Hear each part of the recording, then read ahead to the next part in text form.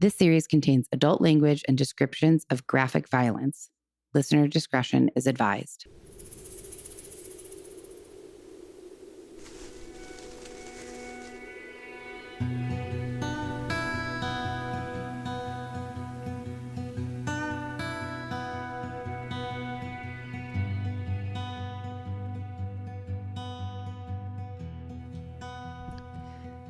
Hello and welcome back to Death by Southwest.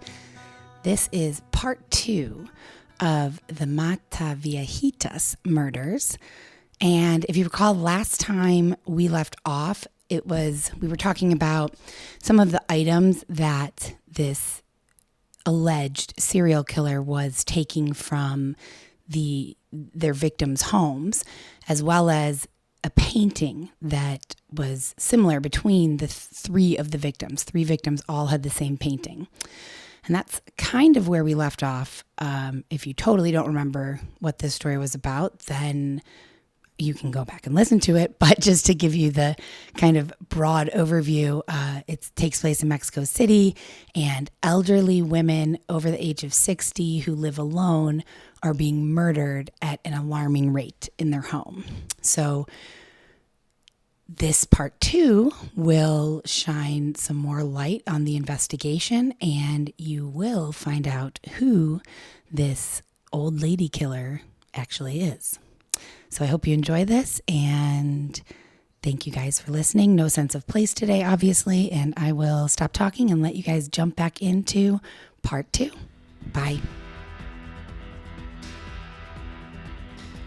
It's also important, I think we've established that the evidence or lack of evidence was they conflicting. They had no fucking idea. Right. It was conflicting and confusing, but the media coverage was equally as confusing and conflicting. Half of the sources that I came across said, there were this many people killed at this point. The other half said there were this many people killed at this point. And even at the end of the story, which I'm not going to give anything away or get to, there were still multiple sources said in total this many abuelitas died. In total this many. So they couldn't even agree. Inconsistent. It was so inconsistent. The media coverage, they couldn't even agree on something as basic as that. So it's kind of undeniable and makes it understandable that the investigation was also not. It's not going well. It's not going well. If you want to talk about consistency in Mexico or Mexican food dishes, my carnitas is 100% consistent. That's true. That is, you are very good at making those. Like if I left those at every crime scene, they'd be they just draw right back to me. That's right. They're all the cumin and the, Don't do that. Don't do that. Well, I'm not a serial killer, and plus, it takes a long time to make it, so I'm just going to leave it some random place. That's true. It is delicious. We should. No, I'm not going to go there. Let's stay on track. We're staying concise and on track. Let's stay track. Yeah. Track. So by 2003, 2004, 2005, we're years into this now. Police were still unwilling to publicly admit that they had a serial killer on their hands, even though they were facing heavy criticism from the public and media that how have you not caught anybody? Why is there so little lack of progress in this case? And it's so consistently happening. It's in the same way to the same people. But they continued to state that the serial killer theory was just media sensationalism. I find it hard to believe that internally that's how they felt, though. Maybe that's what they were saying to the public, and I don't have any proof of that, but I would imagine that based on the identical nature of each victim, each crime scene, each murder, police knew this was a serial killer, obviously. I don't know if they were trying to keep the panic down or what. It's also grandmothers getting killed in Mexico. They're very family oriented. Yeah, they're random people. Right. We're having an epidemic of this shit right now. So the theory that they did develop a theory though. The theory they developed was that the killer would approach their targets, their victims, while they were out on the street and say hey, can I help you with your groceries? Or kind of follow them quietly up to their home and then go in, or they would knock on the doors and pose as a city council nurse or a social worker, disguising. They were wearing kind of nurse-looking clothes, white attire, and they would tailor their approach based on, whether the victim seemed to live alone, whether there was a lot of people around, but ultimately they came off as like the killer was coming off as a concerned, normal person who wanted to help these elderly people. And that seems weird. That seemed weird to me. Like if somebody knocked on my door and was like, "Hi, I'm a government health worker and I came to check on you and check your medications." No, first of all, I'm not elderly, but also no, that doesn't happen here. But I do believe that in Mexico for the elderly, that does happen. They, again, as we've said now too many times, they're a cherished population. They are treated. Like, let me help you out. You know what I mean? Exactly. So it's also not like this was a little bit back in the day, not too far back. But, like American culture, it's like someone's all, "Can I get some help?" You're all, "They might have a everybody, knife, like, so walks fuck away. off." You know what I mean? Exactly. It's like maybe you're just a regular person that needs something, Right. And that's why I kind of, that was weird to me at first, but now I understand why that was acceptable. So this theory that police also were working on said that if once the killer was inside, if the victims were distracted, this killer would just strangle them immediately. But if the victim was not distracted, that's when the bludgeonings and beatings happened. They would beat them till like almost unconsciousness, then strangle them. And then put up the French painting. In only 3 houses. I mean, it kind of makes sense. That's logical. It's like they're like, oh, everything's cool, but then they start get weary. It's like you gotta like do something, right? So they think that the killer likely carried a bag with medical tools, kind of as part of the disguise, but that they usually strangled their victims with either their bare hands or some type of ligature that was taken from the victim's home. So whatever they could find at the scene. Can you comment on that? And then they would leave it there. They wouldn't take it with them. Well, a bathrobe belt was used frequently. Pantyhose were used frequently. And the stethoscope was used a handful of times. I think that probably was brought to the scene. I do think that. Because how many people have a stethoscope in their home, right? But pantyhose, a bathrobe, belt, a regular belt, wire. I mean, those are all things that could be in somebody's home. Yeah, like regularly available in the house. Exactly. So by late 2005, the number of deaths that were linked to this killer, the number of elderly women who were strangled, who lived alone, who were grandmothers, was 47. Holy shit. Yeah. And in an effort to appease the public, the Mexican officials finally admitted that, okay, there's a strong possibility we're fucking problem. We're dealing with a serial killer here. It's an issue now. Right. Yeah. But serial killer or not, they still were no closer to catching this person until shortly after the new year in 2006. So early January, a man named Joel Lopez went to visit his elderly neighbor, who I believe is also his landlord, Ana Maria de los Reyes. And when he went up to her door, because it was his landlord, he lived there, regularly checked on her because she was elderly.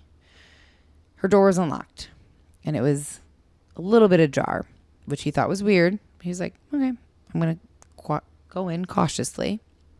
And when he walked in, he was shocked to see a woman in a red coat, big stature, like tall, broad shoulders, turned, looked at him, and then just very calmly walked past him and out the door. That was it.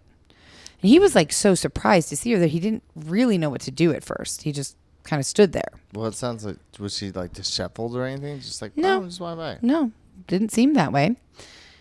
And so he was kind of startled, but was looking for Ana Maria and walked further into the house and continued to find Ana Maria laying on the bedroom floor amidst a bunch of open drawers and scattered belongings, like the room had kind of been tossed, and a stethoscope was wrapped around her neck, and blood was coming out of her nose, and she was dead.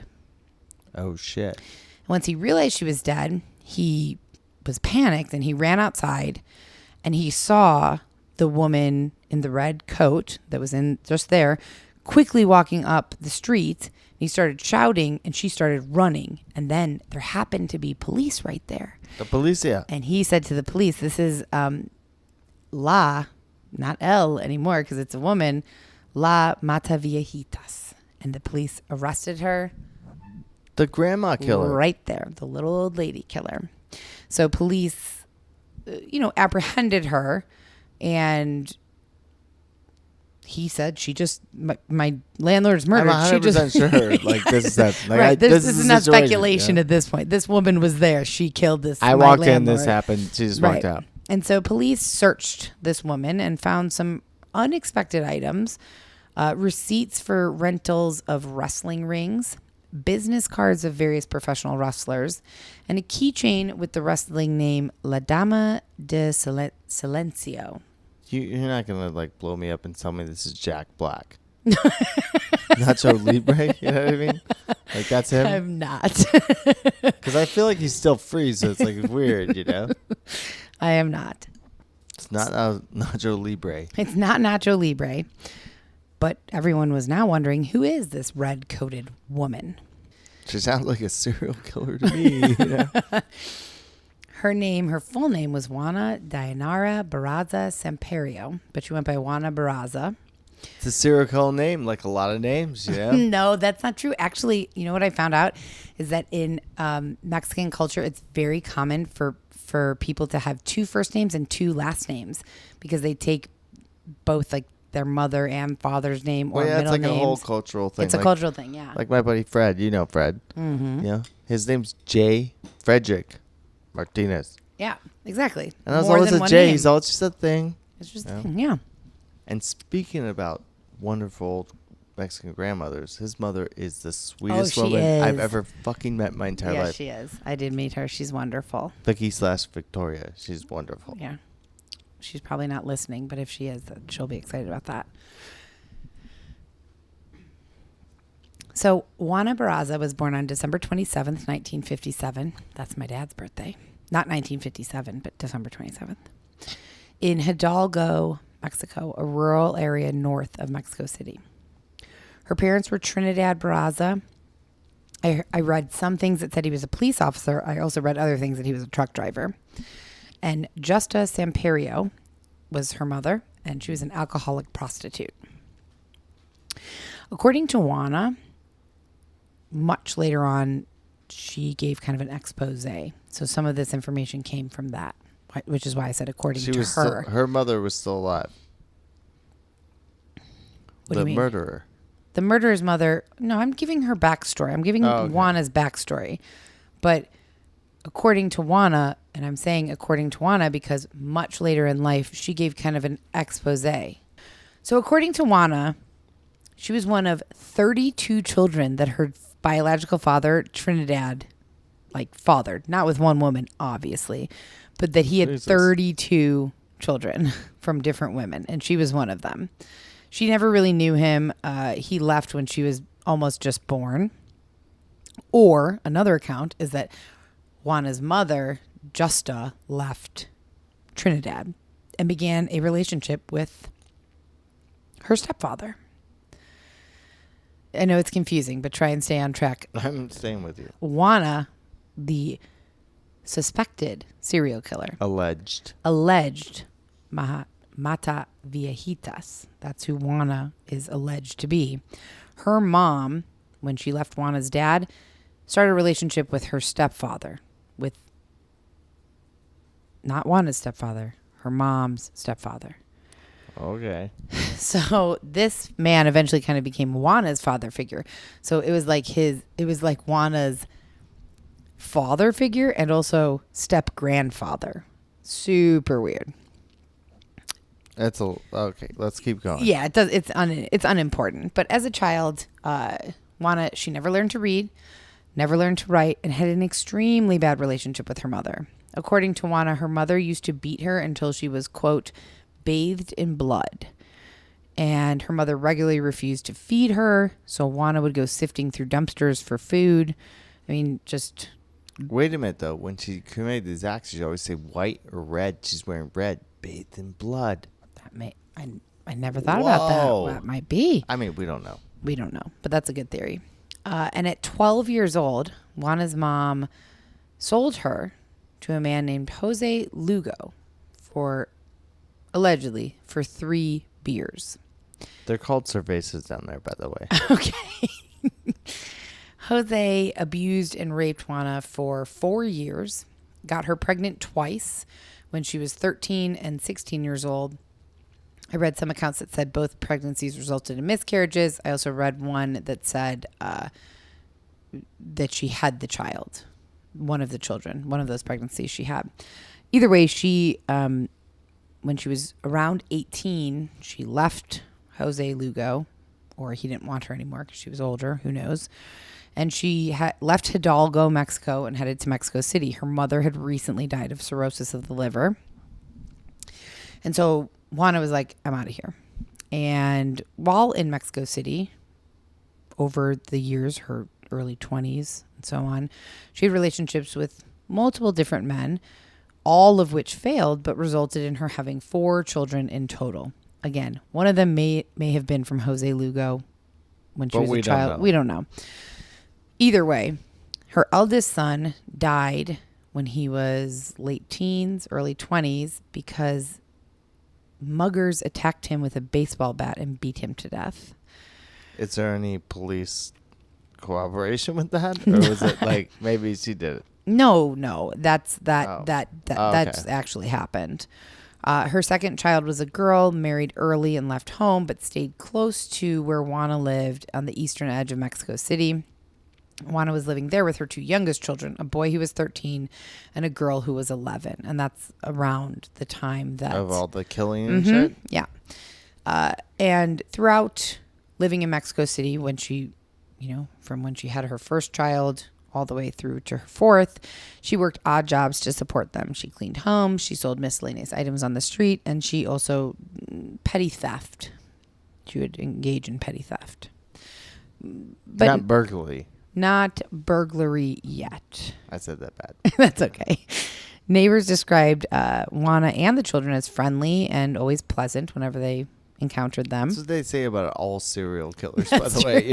They're all usually be a great guy. It's like, really? Like, that's true. He wasn't, He'd be okay. Juana also was obsessed with lucha libre, which is... Mexican wrestling. Yes, a form of Mexican masked professional wrestling in which the wrestlers engage in these like very dramatic mock battles, and they're dressed in costumes. Yeah, it's just like a American. It is like it is, it's but the same fucking thing. No, it's way more. It's way more dramatic. Like the masks and have the you ever acrobatics. Seen the WWE? I have, and I've also seen Lucha Libre, and it is dramatic on a different level than, I think, a better level, which I know a lot of people like the WWE, so I'm probably going to get shit for that, but Lucha Libre is cool. It's okay. You people are wrong. So in Lucha Libre, most of the wrestlers would either identify themselves as technicos, which were the good guys who fight by the rules, or rudos, the villains who break the rules and don't adhere to any of the rules. Definitely a rudos. I'm sure you are. That's right. That's that mask right. on them all. Yeah. So luchador. Your brother-in-law has a mask like that. Michael? Yeah, I know. I do know that, actually. Do you think he's a serial killer? He does love American Psycho. That's true. But he probably isn't doing it. He doesn't have time, So Juana, she traveled around Mexico on occasion, toured with these professional wrestlers.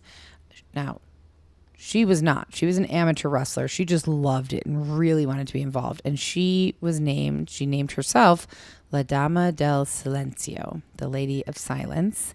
And that was a title she chose because she said, quote, because I am quiet and like to keep to myself. And kill people. Well, yeah. Possibly. Allegedly. Well. I mean, we know she's guilty by this point, right? I feel like we kind of do because remember the police found... they found the stuff. The keychain and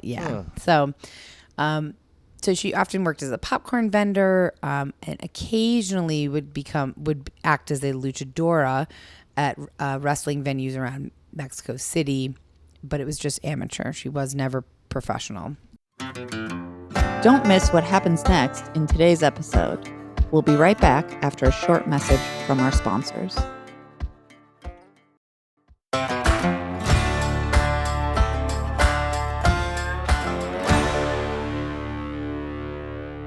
So even though she was doing the amateur circuit, she really wasn't making much money doing that. So she was still doing the cleaning the home stuff, and petty theft.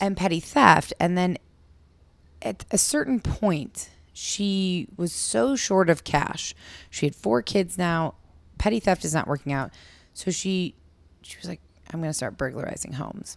And she had a friend who was kind of her accomplice in this. Her friend's name was Araceli Tapia Martinez, and the two of them would target the elderly and steal from them. They disguised themselves in white attire, posing as nurses to gain entry to these homes, and then would subsequently rob them.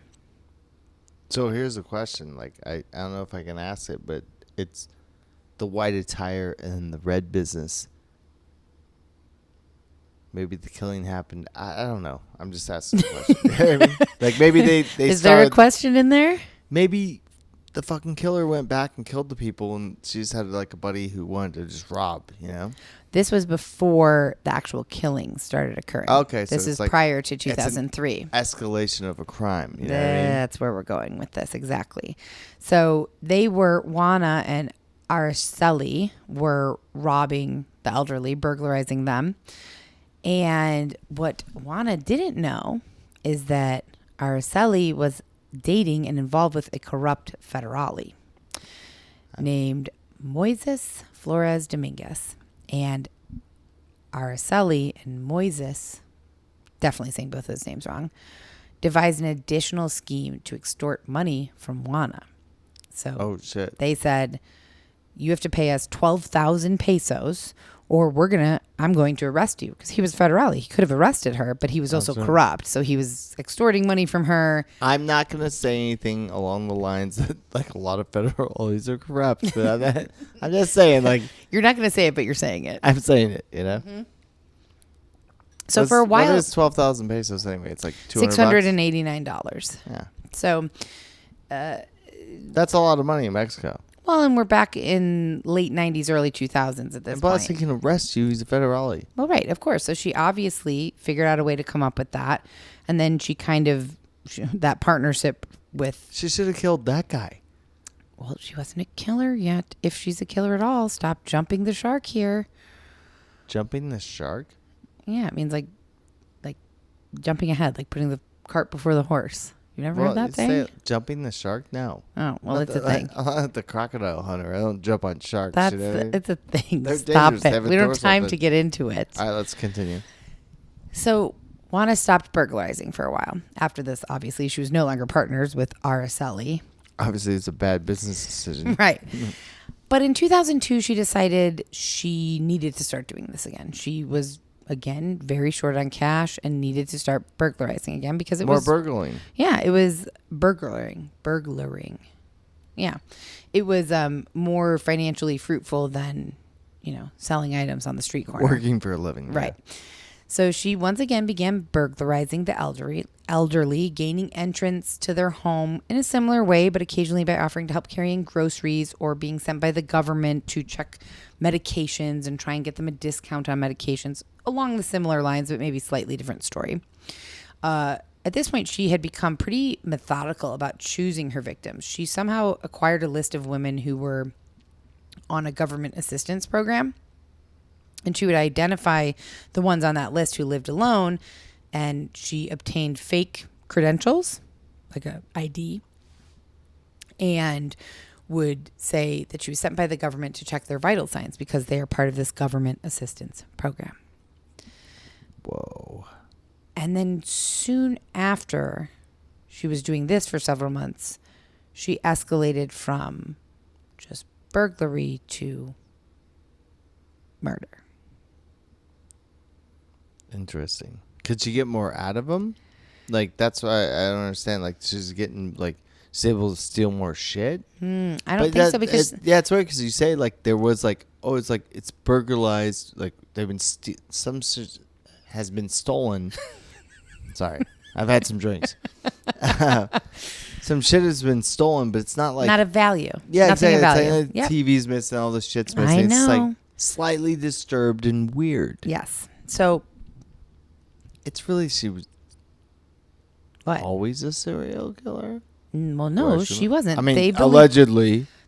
Police believe that her, based on fingerprint evidence that was later acquired, because they got fingerprints from some of the scenes of these 47 women who had been murdered. Yeah, but if you're not registered, it doesn't fucking matter. Right, you know? exactly. So that was a problem. But once they had arrested her, they were able to compare it. So her fingerprints matched fingerprints at the scene of at least, again, all the sources and media reports are different, but 10 to 16 victims they could link her fingerprints to.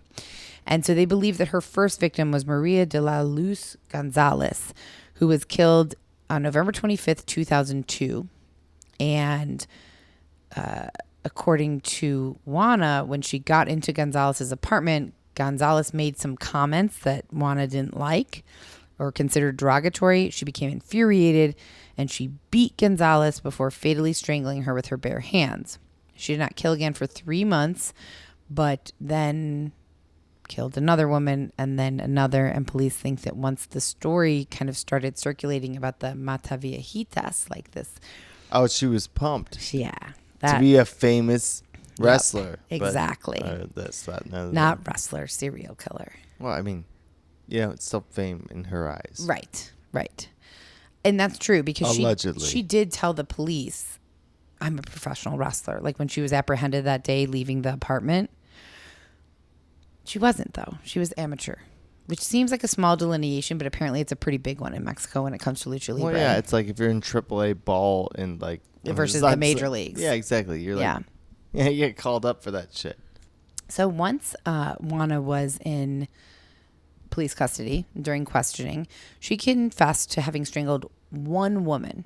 She said that she committed the crime out of a sense of anger at elderly women in general.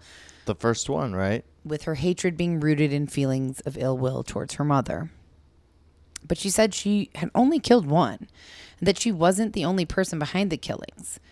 But police weren't convinced, and they really never looked into it further because her fingerprints were linked to various murder scenes.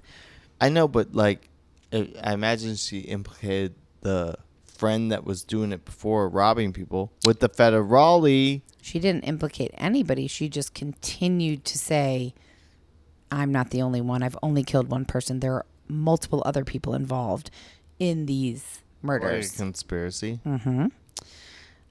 She stuck to her story, as far as I know, really up until this day. She even told the press, with all due respect to the authorities, there are several other people involved in the extortion and killing of people, so why don't they go after them too? But they didn't. It never went anywhere. Police were like, this is it. We caught her. This is our person. Thank God. And she actually went on to be kind of sensationalized in the media. She became kind of the poster child for serial murder in Mexico. That's the only one. You're the first timer, Yeah, she was kind of hated and at the same time kind of, I don't want to say loved, but adored. In a way, in a sick way. Yeah. And what was interesting is that the treatment of her in the media changed a lot after she was arrested. Not of her, but of Mataviejitas. So it was forever El Mataviejitas. They talked about this person as, although unidentified, the presumed male killer is very intelligent, and they would always compare this person that they hadn't caught yet to Ted Bundy, who was also very intelligent. But once Juana was arrested, it changed, and it was now she's pathological, and compared to Eileen Wuornos, I can never say that last name, which is the Charlize Theron played her in a movie. She killed Monster? all the Monster. Yeah. So it's like when a dumb they thought it was kill people. Right, when they thought it was a man, they're like, oh, highly intelligent. And then when they found out it was a woman, it was like, oh, she's just crazy. She's pathological. I mean, obviously she's not. Don't say anything sexist. I'm not saying it's sexist. I'm saying that, like, obviously she was able to commit all these crimes through a very long period of time. She's not an idiot. You know what I mean? Like, if whether she did that commit intelligence them, then yes. comes through, like, psychopath shit. Right. She's still not an idiot. She's able to... she got away with it. If she did all of this.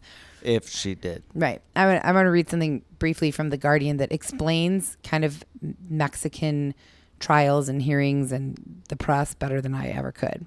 So it says, quote, when it comes to Mexican trials, there are no juries and few public hearings. Instead, prosecutors and defense lawyers present their evidence to a single judge during a largely closed-door proceedings that can last for years. But if the formal legal process is slow, the public trial in the local media is all but over in the first couple of days, as it was for Juana. Within hours of her arrest, Juana was paraded before the cameras, posed beside a plasticine bust. Like they actually made this like figurine, from like your head to under your boobs, basically a bust made out of like plastic and wax. Okay. Yeah.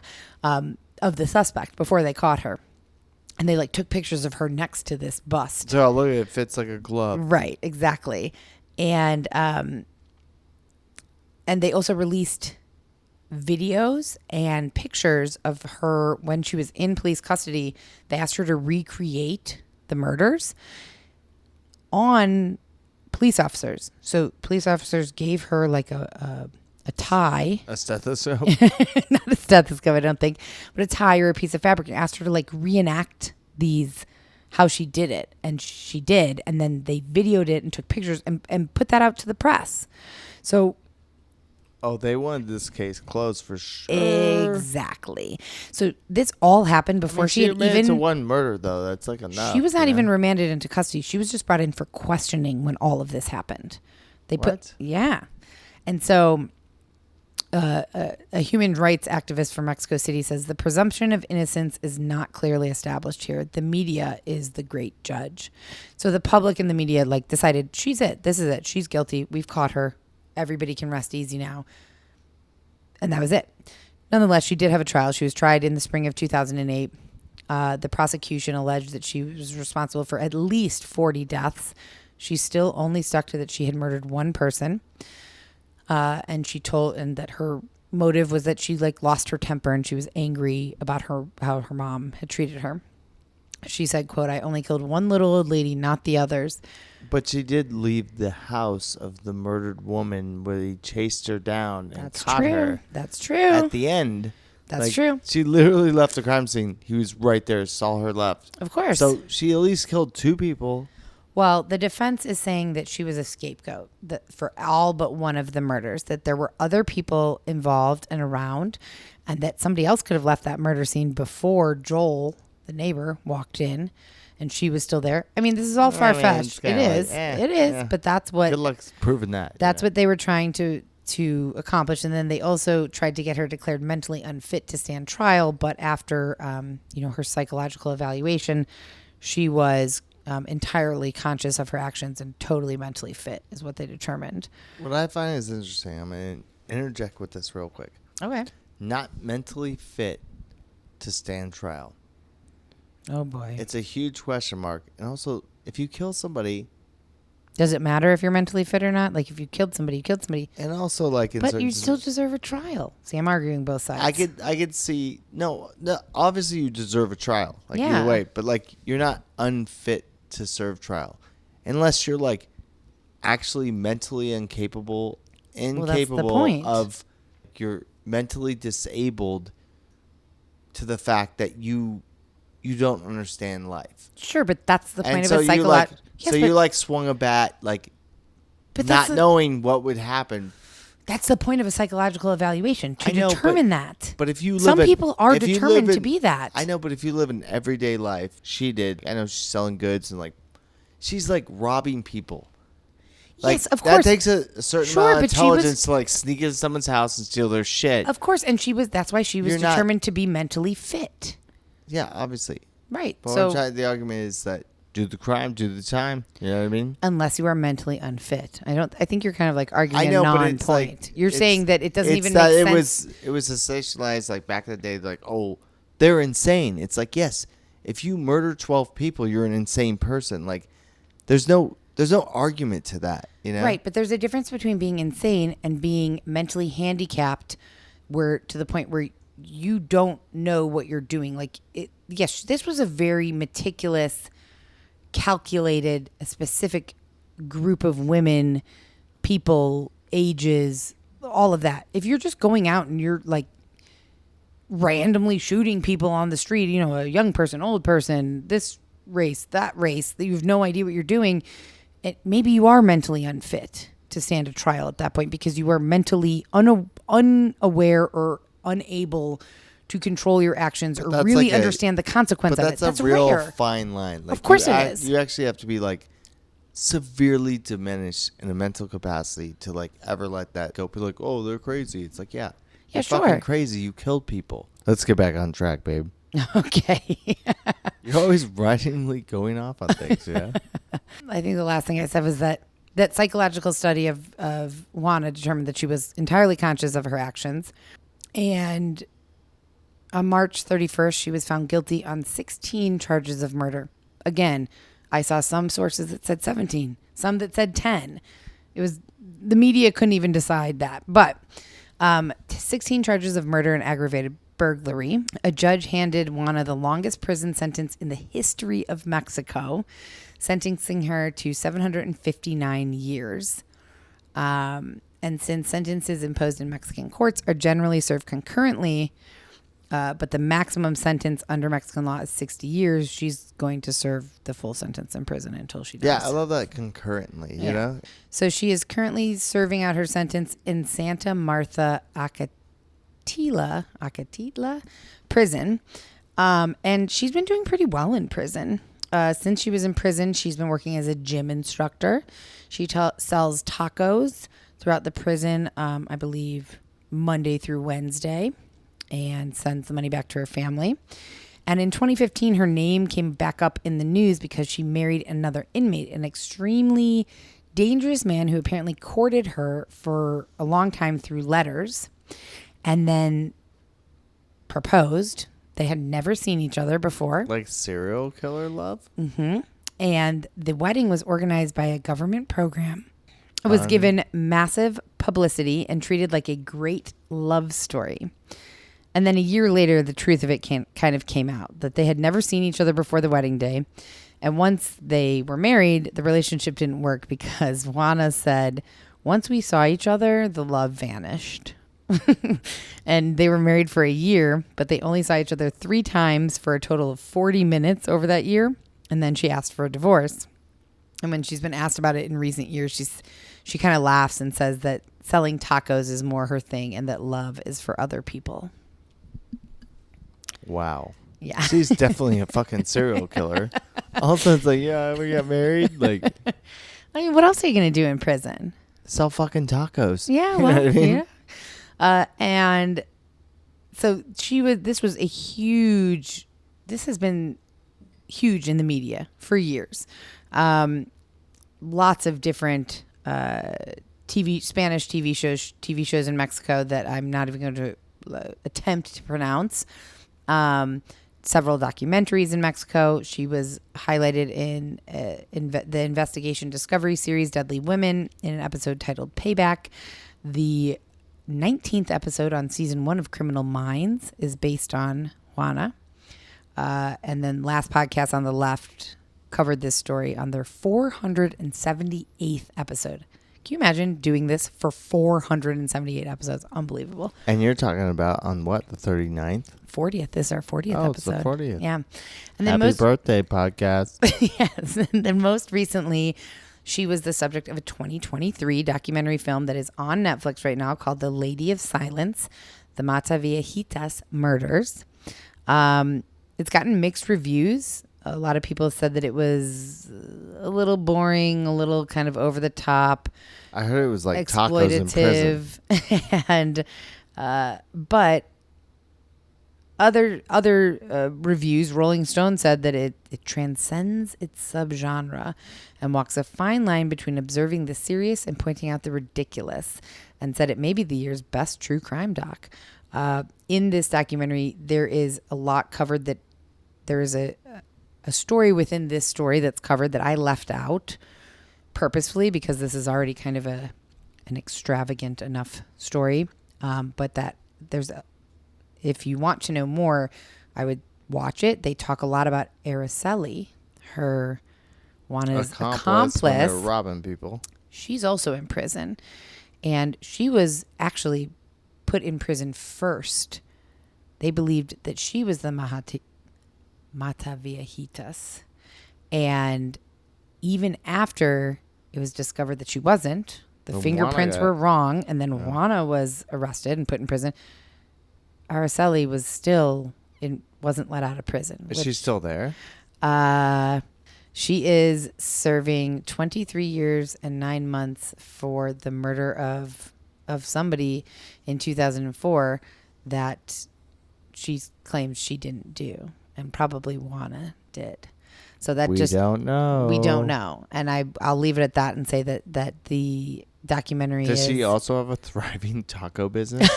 Not that I know of. Married and divorced or anything? No? Not that I know of.